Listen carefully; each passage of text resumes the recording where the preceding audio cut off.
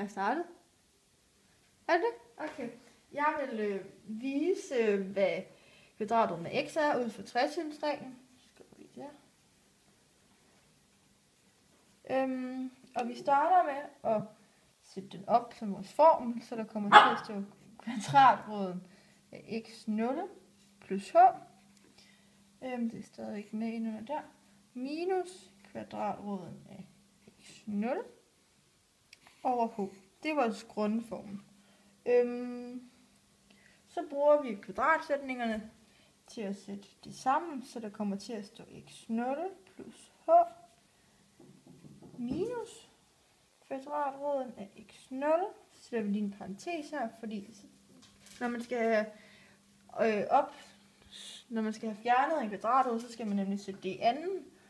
Så siger vi nemlig kvadratroden af x0 plus her, og den kører stadig videre der. Så siger vi så plus i stedet for, fordi vi lægger det til. Og så det samme tager vi her. Vi skal gøre det samme på begge sider, så der skal også x0 her på. Det skal være, det er lige i tvivl på her. Og så ser vi kvadratroden x0 plus h plus kvadratroden af x0.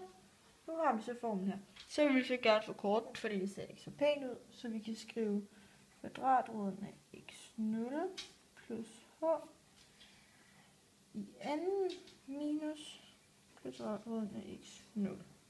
Og så igen skal vi have det lange med her under neden. Kan ikke huske det. Hvad så? Bare pausen. Bare tryk. Bare sluk den.